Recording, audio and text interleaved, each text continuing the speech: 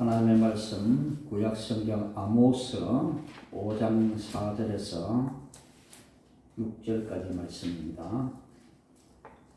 구약 1279페이지 아모스 5장 4절에서 6절까지 우리 한 목소리로 읽도록 하겠습니다. 5장 4절 시작. 여호와께서 이스라엘 족속에게 이와 같이 말씀하시기를 너희는 나를 찾으라 그리하면 살리라. 베델을 찾지 말며 길갈로 들어가지 말며 베엘시바로도 나가지 말라. 길갈은 반드시 사로잡히겠고 베델은 비참하게 될 것이라 하셨나니 너희는 여호와를 찾으라 그리하면 살리라. 그렇지 않으면 그가 불같이 요셉의 집에 나를 하시리니 베델에서 그 불들을 끌 자가 없으리라. 아멘. 오늘의 찬양 새 힘 그들이 주를 바랄 때 함께 부르시겠습니다.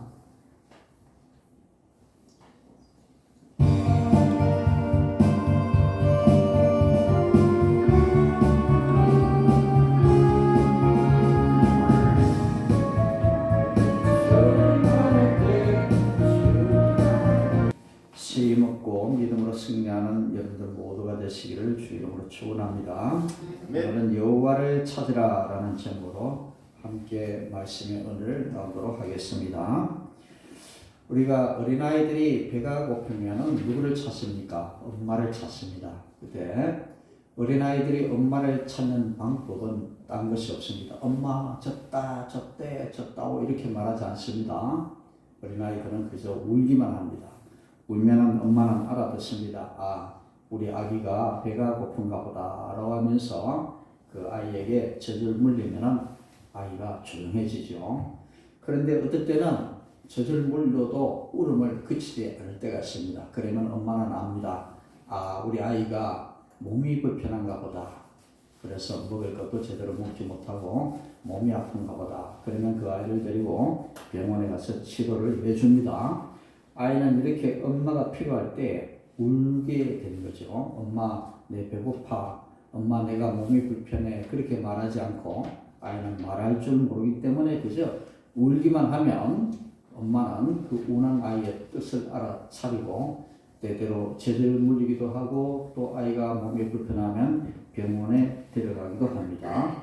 오늘 하나님 앞에서 우리들도 마찬가지입니다. 우리가 영육간에 결핍하여 마음에 채워지지 못한 허전함이 있으면 우리는 누구를 찾아야 됩니까? 하나님을 찾아야 되는 것입니다.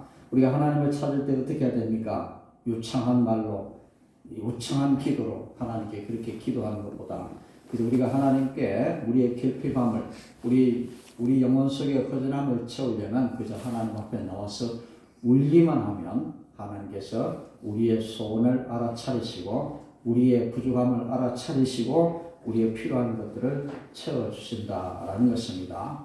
그러므로 우리가 하나님 앞에 나와서 눈물을 흘리는 것은 너무도 중요한 일인 것입니다. 그래서 눈물을 흘리는 것은 우리가 우는 것은 어찌 보면 좀 그렇습니다만 그러나 우리가 하나님 앞에 나와서 유창한 말을 하기보다는 먼저 눈물로서 울면서 우리 하나님 앞에 나아갈 때에 우리 하나님께서 우리의 필요를 알아차리시고 우리의 필요를 채워주시는 하나님이라는 사실을 우리가 깨달아야 할 것입니다. 근데 왜 우리가 하나님을 찾지 못합니까? 그것은 바로 우리가 지금 우리가 매너리즘에 빠져 있기 때문에 우리는 하나님을 찾지 못한다라는 것입니다. 이 매너리즘의 이제 사전적인 의미는 봐도 습관적인 행동이라는 그런 것입니다. 오래 예수를 믿다 보면 우리가 매너리즘에 빠져가지고 그저 습관적으로 그렇게 믿음 생활할 때가 많다라는 것입니다. 오래 예수를 믿다 보면 우리가 이렇게 습관적인 행동에 빠져서 그저 그렇게 지나다가 세월을 보내면 되겠지 그렇게 생각할 때가 있습니다. 지난 우리 목사님들 기도회할 때 제가 이 말씀을 전하면서 제 자신을 그렇게 소개를 해드렸습니다. 저는 이제 은퇴가 2년밖에 안 남았는데 2년이 돼 은퇴가 다 돼가니까 그렇습니다. 뭐 대충 그렇게 뭐 버티다가 끝나겠지 이런 생각할 때가 있다는 것입니다. 이것이 바로 습관적인 행동, 매너리즘에 빠져 있다라는 것입니다. 그래서 어떤 소망을 가지지 못하고 어떻게 하나님 앞에 내가 어떤 것을 해야 되겠다라는 그런 다짐보다도 그저 시간만 보내다가 끝내면 되겠지라고 하는 그런 생각들을 많이 하게 되어진 것입니다. 우리가 어떤 일을 할 때에 한 가지 일을 계속 하다 보면 흥미가 떨어지기도 하고 또 어떻겠습니까? 흥미가 떨어지다 보니까 이전에 하던 습관대로 그렇게 시간을 때우는 그런 때가 참 많다라는 것입니다. 은퇴를 앞둔 저의 모습이 그런 모습이고 또 직장에서 오랜 직장 생활을 하다 보면 어느 순간에 어떤 도전적인 그런 행동보다도 그저 이전에 하던 행동대로 그저 시간이나 때우고 그저 그렇게 시간이나 보내는 그런 것들을 하는 사람들이 많다라는 것입니다. 성경에 그런 교회가 하나 소개되고 있는데요. 요한계시록 3장 14절 22절에 나오는 라오디게아 교회가 바로 그런 교회였습니다. 이 라오디게아 교회는 소아시아 7교회 중에 한 교회였는데 이제 이 라오디게아 교회는 주님께 책망을 들었던 그런 교회인데 왜 책망을 들었던 그 이유가 무엇이냐? 이 라오디게아 교회는 뜨겁지도 않고 차지도 않는 미지근한 상태를 유지했던 그런 교회다라고 성경은 소개하고 있습니다. 오늘 이 시간 저와 여러분들이 우리의 믿음이 미지근한 상태는 아닌가 자신을 한번 돌아보시기를 바랍니다. 차든지 아니면 덥든지 하라고 했는데 차다 보면은 우리가 자극을 받아서 다시 따뜻해져야지 하는 생각을 가졌는데 미지근하다 보면은 전혀 생각이 없습니다. 그래서 미지근한 상태에 있다 보면 거기에 만족해서 그대로 어떻게 해요? 그대로 계속 시간을 보내게 된다라는 것입니다. 저는 어제 목욕을 다녀왔는데요. 저는 그렇습니다. 아주 조금 따뜻한 물에 들어갔다가 아주 뜨거운 물에 들어갑니다. 그리고 거기서 한참 있다가 바로 어떠냐? 바로 냉탕에 들어갑니다. 이 냉탕에 가면 혈액순환에 아주 도움이 된다라고 하는 말을 제가 들은 적이 있습니다. 그래서 좀 따뜻한 미지근한 물에 있다가 그 다음에 아주 뜨거운 물에 들어갔다가 그리고 찬물에 들어갑니다. 뜨거운 물에 들어갔다가 찬물에 들어가면 금방 차다라는 생각을 잘 못해요. 한참 있다 보면 차가 오죠. 이 차가 오래 있다 보면 다시 따뜻한 데로 들어가야 되겠다는 그런 생각을 합니다. 그런데 미지근한 물에 들어가시면 그것이 미지근하고 너무 따뜻하고 온하고 좋아서 깜빡 잠이 들 수도 있고 여기가 좋구나라고 생각할 때가 있습니다. 아주 뜨거운 데 들어가시면 또 차온 데로 들어가야 되겠다는 생각을 하고 차온 데에 있으면은 뜨거운 물을 찾게 된다라는 것이죠. 우리가 이 미지근한 상태에 있으니까 하나님을 찾지 못한다라는 것입니다. 우리가 믿는다라고 하면서도 우리는 하나님을 찾지 못하고 그저 미지근한 상태에서 습관적으로 교회를 출입하고 습관적으로 기도하고 습관적으로 하나님의 말씀을 듣게 되고 습관적으로 성경을 펼치게 되고 모든 믿음의 행동들이 습관적으로 흥할 때가 많다라는 것입니다. 우리 오래 예수 믿다 보면 도전 의식도 없고 믿음을 더 발전시켜야 되겠다는 그런 각오도 사라지고 미지근한 상태에서 만족감을 느끼고 그렇게 시간을 보내는 그런 사람들이 있다라는 것입니다. 오늘 우리들에게 오늘 본문 말씀은 뭐라고 말씀하느냐? 여호와를 찾으라 그리하면 살리라 라고 말씀을 하셨습니다. 이 여호와를 찾으라라고 하는 말씀은요, 하나님께서 우리에게 부탁하는 말씀 아니라 이 말씀 바로 명령형입니다. 명령하는 말씀입니다. 그렇기 때문에 이 명령의 말씀은 내가 지키면 그것이 살 길이고 내가 지키지 않으면 그것은 바로 죽는 길이다라는 것을 가리키는 말씀입니다. 그러므로 오늘 본문에 이 여호와를 찾으라라고 하는 이 말씀은 바로 내가 죽느냐 아니면 사느냐는 그런 문제의 해답이 되는 말씀임을 우리들에게 가르쳐 주고 있습니다. 여호와는 나를 찾으라라는 이 찾으라의 원형은요, 바로 무엇을 누구에게 구하다, 무엇을 추구하다라는 그런 의미를 갖고 있는데 더욱더 적극적인 동사 여호와를 찾으라라는 이 동사를 사용해서 여호와를 하나님을 찾는 것이 바로 우리의 살 길이다라는 것을 우리에게 가르쳐주고 있는 것입니다. 오늘 우리들은 하나님의 은혜로만 살아가야 될 자들입니다. 많이 말씀드렸습니다만 이스라엘 민족들이 애굽에서 탈출을 해가지고 40년 동안 광야를 지나면서 그들은 오직 하나님의 은혜로만 살아왔습니다. 배가 고플 때 하늘에서 메추라가 내리고 목이 마를 때에 바위에서 물이 솟아나게 하고 이제 햇볕이 뜨거울 때에 하나님께서 구름으로 햇볕을 가루어 주시고 몸이 추워서 덜덜 떨 때에 그 불기둥으로 그들의 체온을 채워주었던 그런 그것이 바로 광야 시대였습니다. 그래서 광야를 지나면서 이스라엘 백성은 오직 하나님의 은혜로만 지나왔습니다. 그들은 다른 것들을 의지할 수가 없었습니다. 왜? 광야에는 농작물도 없고 거기는 물도 없습니다. 아무것도 없습니다. 오직 하나님만 바라보며 살아가야 했던 것이죠. 그렇습니다. 그런데 이 광야를 지나는 이스라엘 백성들도 때때로는 그 하나님을 원망하며 살아갔던 그런 백성들이었습니다. 오직 하나님의 은혜로만 살아야 될 자들이 하나님의 은혜를 잊어버리고 그들도 하나님을 원망하고 하나님이 세우신 모세를 원망했던 그런 적이 있었습니다. 그들이 광야를 지나면서 이제는 하나님의 은혜가 아니면 아무것도 할 수 없다는 경험을 충분히 했었음에도 불구하고 그들이 가나안 땅에 젖과 꿀이 흐르는 가나안 땅에 들어가서는 그들이 광야에서 경험했던 대로 그때도 가나안 땅에서도 하나님의 은혜로만 살아가야 됨에도 불구하고 그들은 가나안 땅에 들어가니까 하나님의 은혜로만은 살아가는 곳이 아니구나. 그들이 그렇게 생각합니다. 가나안 땅에 들어가니까 여기는 하나님의 은혜가 아니면 아무것도 할 수 없다가 아니라 이곳에는 하나님의 은혜가 아닌 다른 것도 있구나 라고 그렇게 생각합니다.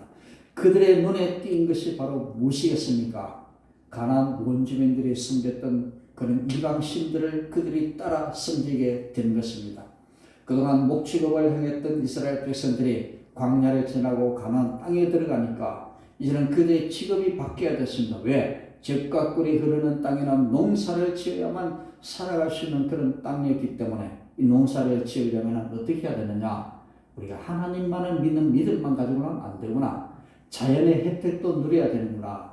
하나님이 자연을 통해서 복을 주시는데 그것을 딱 잘라버리고 하나님을 잘라버리고 우리가 하나님의 은혜가 아니라 자연의 혜택을 누리면서 살아가야 되는구나. 그러면 그 자연을 움직이는 신이 누군가? 그들은 그렇게 생각, 하나님이 아니라 바알신이다. 그렇게 생각하는 겁니다. 하나님 외에도 이 자연을 움직이는 신이 또 있구나. 그들은 그렇게 생각을 하는 것이죠.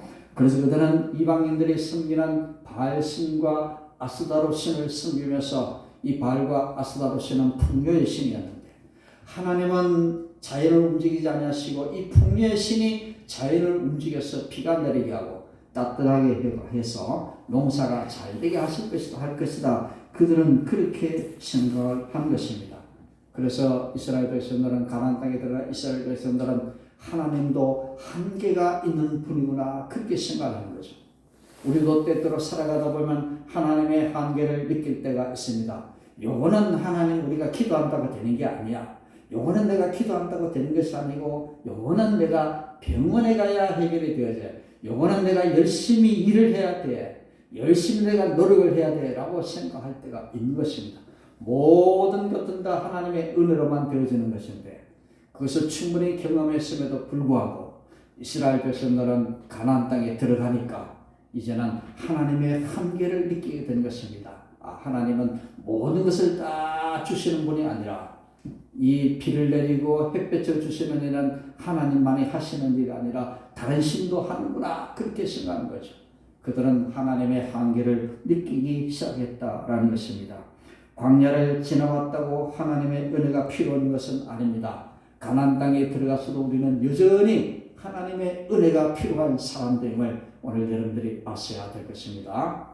우리가 교회에 있을 때만 하나님의 은혜를 느끼지 세상에 나가서는 하나님의 은혜가 아닌 다른 것들을 의지해야만 살아갈 수 있다라고 생각하는 저와 여러분들에게 오늘 이 말씀은 무슨 말씀은 여호와를 찾으라 그리하면 살리라 그렇게 말씀을 하게 되는 것입니다. 가나안 땅에 들어간 이스라엘 백성들은 이 변화된 환경 속에서 하나님의 한계를 느끼게 되었다라는 것입니다. 그들에게 하나님은 말씀하십니다. 여호와를 찾으라 그리하면 살리라. 그것이 우리의 살 길임을 가르쳐주고 있는 것입니다.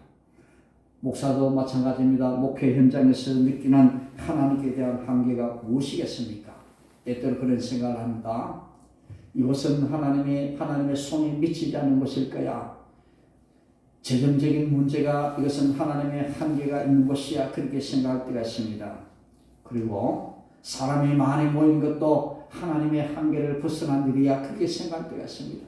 사람을 많이 모으려면 유명한 연예인을 초청해야 사람이 많이 모인다. 그렇게 생각할 때가 있습니다. 사람을 많이 모은 것은 그것은 하나님의 영역이 아니다라고 그렇게 생각을 하게 되는 것입니다. 재정적으로 풍부해지는 것은 하나님의 영역이 아니고 우리가 열심히 노력해야 된다라고 생각할 때가 있다라는 것입니다. 그렇습니다. 때때로 교회가 좋은 위치를 차지해야 교회가 부흥이 되어지지. 그것은 하나님의 영역이 아니다라고 생각할 때가 있는 것입니다.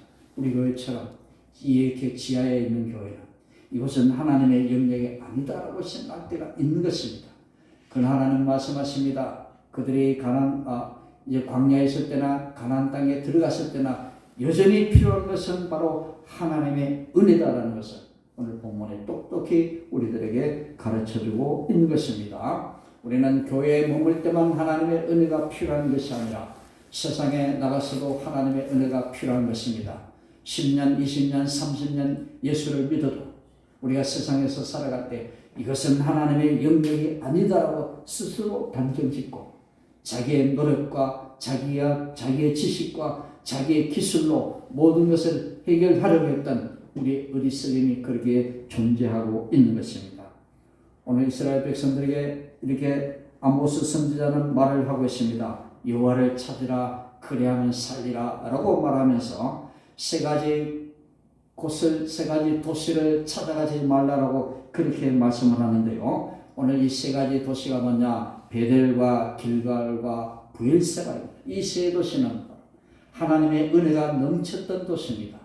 이 세 도시는 하나님의 은혜를 풍부히 경험했던 그런 놀라운 도시였는데, 그런데 놀랍게도 이 아모스 선지자는 그 세 도시를 찾지 말라, 그곳에 들어가지 말라, 그것을 찾지 말라, 그렇게 말씀을 하고 있습니다. 이 세 도시는 어떤 도시였을까요? 첫째로 아모스 선지자는 베델을 찾지 말라, 그렇게 말씀을 하고 있습니다. 이 베델은 어떤 도시입니까? 여러분 베델이 어떤 뜻인지 알고 계시죠? 베델은 바로 하나님의 집입니다. 베델은 하나님의 집인데, 이 하나님의 집이 어떤 도시가 되었습니까? 이 하나님의 집인데 이 하나님의 집에 우상이 들어갔다라는 것입니다. 하나님께서 북이스라엘 백성들에게 베델에서 행해지는 우상 숭배와 온갖 종교적 정치적 비리들에 연루되지 말라는 그런 의미로 우리에게 말씀을 하고 있는 것입니다. 베델은 하나님의 집인데 그 하나님의 집에 우상이 들어왔다라는 것입니다. 오늘날 교회는 하나님의 집인데 이 교회에 바로 우상이 들어왔다라는 그런 말씀인 것입니다. 하나님의 집에 우상을 들어놓지 않았는가? 오늘 우리가 한번 자신을 한번 들여다봐야 할 것입니다. 두 번째로 아모스 선지자는 길갈로 들어가지 말며라고 말씀했습니다. 길갈은 이스라엘이 과거 자기 땅이 없는 애굽에서 노예로서의 수치스러운 삶을 종결하고 하나님 백성으로서의 영예로운 삶을 시작하는 첫걸음을 내디딘 유서 깊은 곳이었습니다. 그들이 가나안 땅에 제일 먼저 들어가서 제일 먼저 만난 도시가 바로 길갈이었습니다. 이 길갈은 바로 이제는 하나님의 백성으로서 새로운 환경 속에서 이제는 영예로운 하나님의 백성으로 첫 출발을 시작하는 그런 유서 깊은 그런 도시였습니다. 하나님의 은혜가 깊이 스며든 그런 도시였는데 이 길갈이 어떻게 되어졌냐? 호세아 9장 15절을 보면 그런 길갈이 마치 북이스라엘 왕들의 불경함과 맞물려 우상을 숭배하는 대표적인 도시 중에 하나로 전락하게 되었던 것입니다. 호세아 9장 15절에 그렇게 말씀합니다. 그들의 모든 악이 길갈에 있으므로 내가 거기에서 그들을 미워하였노라. 그들의 행위가 악함으로 내 집에서 그들을 쫓아내고 다시는 사랑하지 아니하리라. 그들의 지도자들은 다 반역한 자니라. 이 길갈이 가나안 땅에 들어가서 가장 첫 번째 도시였는데 이제는 이 가나안 땅에 들어가서 거룩한 백성으로서의 삶을 시작하는 유서 깊은 그런 거룩한 도시였는데 그 도시가 어떤 도시가 되었습니까? 그 도시가 바로 악한 도시가 되어졌다. 호세아 선지자는 그렇게 말씀합니다. 그 도시가 악한 도시가 되었고 그 도시에 있는 지도자들은 바로 하나님을 반역하는 그런 도시가 되어졌다라고 그렇게 말씀합니다. 그래서 아모스 선지자는 이제는 길갈로 들어가지 말며 그렇게 말씀합니다. 과거에 그렇게 좋은 도시였는데 그렇게 거룩함이 있는 그런 도시였는데 아모스 선지자 그 도시에 들어가지 말라 그렇게 그러면서 뭐라고 말씀합니까? 여호와를 찾으라 그리하면 살리라 그렇게 말씀을 했습니다. 세 번째로 아모스 선지자는 말씀합니다. 브엘세바로도 나아가지 말라 그렇게 말씀합니다. 브엘세바는 창세기 21장 33절에 아브라함이 하나님의 이름을 부르면서 에셀나무를 심고 제단을 쌓은 그런 좋은 장소였습니다. 창세기 21장 33절에 말씀합니다. 아브라함은 브엘세바에 에셀나무를 심고 거기서 영원하신 하나님 여호와의 이름을 불렀으며 이 도시가 얼마나 좋은 도시였습니까? 아브라함이 거기서 여호와 하나님의 이름을 불렀다라고 그렇게 말씀하셨습니다. 이렇게 하나님의 은혜가 넘쳤던 도시가 브엘세바였습니다. 그뿐이겠습니까? 창세기 26장 23절에서 25절에 말씀합니다. 이삭이 거기로부터 브엘세바로 올라갔더니 그 밤에 여호와께서 그에게 나타나 이르시되 나는 내 아버지 아브라함의 하나님이니 두려워하지 말라. 내 종 아브라함을 위하여 내가 너와 함께 있어 내게 복을 주어 내 자손이 번성하게 하리라 하신지라. 이삭이 그곳에 제단을 쌓고 여호와의 이름을 부르며 거기 장막을 쳤더니 이삭의 종들이 거기서도 우물을 팠더라. 무엇입니까? 이 브엘세바는 바로 축복을 약속했던 그런 도시였습니다. 아브라함의 아들인 이삭이 제단을 쌓고 장막을 치고 우물을 파서 기가한 곳으로 그렇게 나타내고 있는데요. 그곳에서 하나님께서는 이삭에게 복을 주시겠다. 그렇게 축복을 약속한 그런 땅이었습니다. 그뿐이 아니었습니다. 창세기 46장 1절을 봅니다. 이스라엘이 모든 소유를 이끌고 떠나 브엘세바에 이르러 그의 아버지 이삭의 하나님께 희생 제사를 드리니 라고 말씀을 했습니다. 그렇습니다. 이곳은 바로 이제는 야곱이 기근을 피해 애굽으로 가던 이 야곱이 하나님을 만나 그의 후손이 민족을 이루어 애굽 땅을 다시 나오게 될 것이라는 그런 약속을 받은 그런 땅이었습니다. 이 브엘세바는 아브라함, 이삭, 야곱 3대에 거쳐서 그 야곱 가족들에게 아브라함 자손들에게 축복을 약속했던 그런 좋은 도시였습니다. 북쪽에 있던 이스라엘 백성들이 이것을 분명히 알고 있다라는 것입니다. 그래서 그들은 어떻게 합니까? 이 브엘세바는 이 남쪽에 있습니다. 유대 땅을 지나서 이전에 지나가야만이 갈 수 있는 아주 남쪽에 있는 땅이었는데 이 북쪽에 있던 이스라엘 백성들이 이제는 어떻습니까? 나라가 갈라졌죠. 북쪽 이스라엘과 남쪽 유다가 갈라졌는데 북쪽에 있던 이스라엘 백성들이 이 유다 땅을 지나가지고 먼 곳까지 브엘세바에까지 가서 거기서 이제는 제사를 드리게 되는데 이렇게 이 브엘세바는 남유다만 아니라 북쪽에 있는 이스라엘 백성들에게도 매우 중요한 의미를 갖는 그런 장소였다라는 것입니다. 그런데 이 북이스라엘 백성들은 이 먼 거리를 여행해 와서 이곳에서 제사를 드렸던 것입니다. 하지만 하나님은 가나안 우상과 함께 섬기는 종교 혼합주의에 빠져있던 북이스라엘 백성들은 브엘세바에 가서도 하나님만 아니라 우상을 함께 섬기는 어리석은 행위를 하였던 것입니다.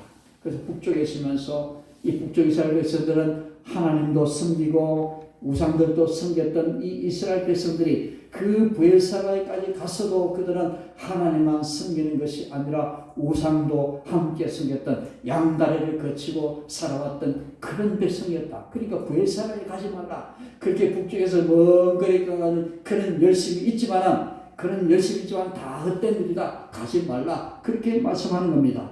오늘 우리도 또 그렇습니다.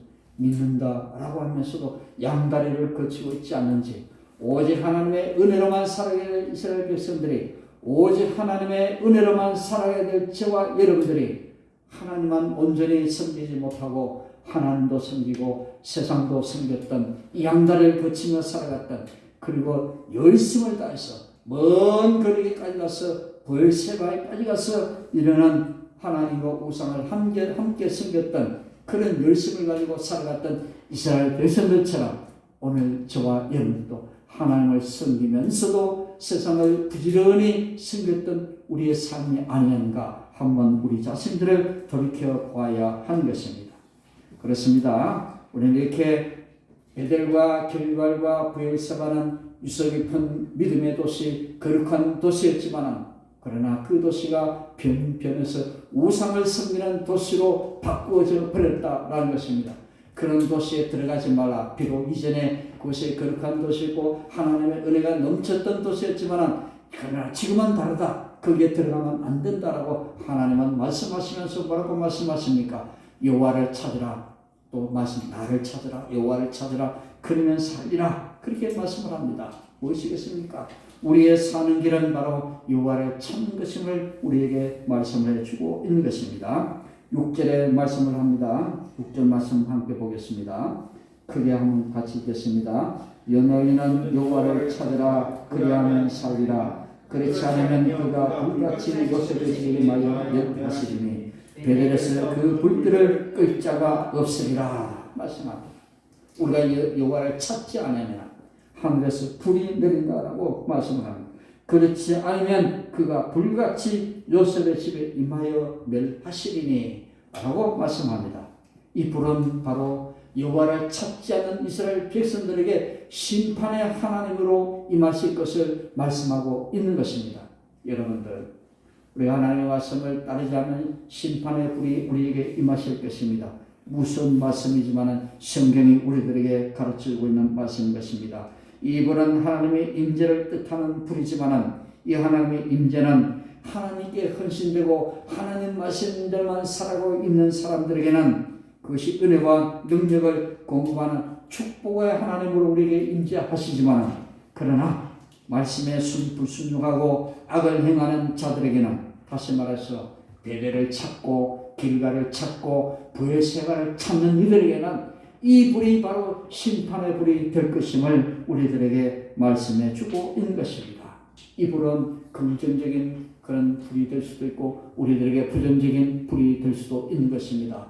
여러분들 어떤 불을 원하십니까? 우리에게 축복을 주시는 그런 하나님의 임재에 불러서 우리에게 주실 것인지 아니면 이 불이 우리에게 심판의 불이 될 것인지 그 선택은 저와 여러분들에게 있는 것입니다. 여호와를 찾으라는 명령에 하나님 우리에게 부탁하는 말씀 아닙니다. 여호와를 찾으라. 그래야만 살리라. 분명한 하나님의 말씀인 것입니다. 여러분 사랑하는 여러분들 금년 한 해는 여호와를 찾는 한 해가 되어지시길 바랍니다. 하나님의 임재를 풍성히 경험하며 살아가는 여러분들 되시기를 바랍니다. 우리가 예배를 드릴 때만 하나님의 은혜를 누리는 것이 아니라 세상에 나갔어도 가나안 땅에 들어갔어도 그곳에는 젖과 꿀이 흐르는 좋은 땅입니다. 그러나 그 좋은 땅에 갔어도 그 좋은 세상에서도 우리에게 필요한 것은 바로 하나님의 은혜인 것입니다. 이가 살기 좋은 세상에 살고 있으면서 하나님의 한계를 느끼게 되겠지만 우리는 이 좋은 세상 속에서도 우리에게 필요한 것은 여전히 하나님의 은혜임을 이 시간 결단하시기를 바랍니다. 언제나 하나님의 은혜와 능력에 대하여 한계를 느끼지 않는지 한번 우리의 삶을 돌아보시기를 바랍니다. 이것은 하나님의 영역이 아니고 이것은 내가 노력해야만 될 것이다. 이것은 하나님의 은혜가 아니라 이것은 병원에 가야만 되는 것이다 라고 생각할 때가 있고 이것은 내가 하나님의 영역이 아니라 내가 열심히 공부해서 해야 될 일이다라고 그렇게 생각할 때가 있는 것입니다.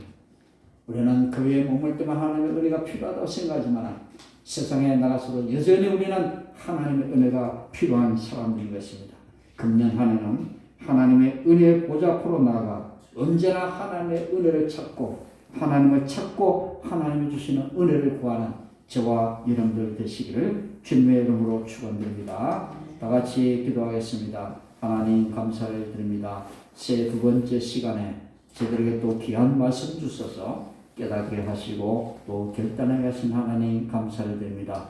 여호와를 찾으라 그리하면 살리라 우리의 명령하시고 그대로 살 것을 강력하게 저들에게 요구하신 하나님 은혜를 감사드립니다. 우리가 살아가는 모든 삶의 현장 속에서 하나님의 영역, 내 영역 구분 짓고 살아왔던 우리의 어리석음을 용서하여 주시옵소서. 광야에 머물 때나 가나안 땅에 들어가서나 여전히 우리는 하나님의 은혜가 필요한 존재임을 깨닫게 해 주시고 우리가 교회 안에 머물 때나 세상에 나가 살 때나 우리에게 필요한 것은 오직 하나님의 은혜임을 깨닫고 올 한 해는 언제나 하나님의 은혜의 보좌 앞으로 나아가 하나님을 찾고 하나님의 은혜를 구하는 우리 모두가 되게 도와주시옵소서. 그래야 금년 한 해는 믿음으로 승리하여 믿음대로 되는 복된 한 해가 될 수 있도록 인도해 주시옵소서. 모든 것 감사드리며 예수님의 이름으로 간절히 기도드리옵나이다. 아멘.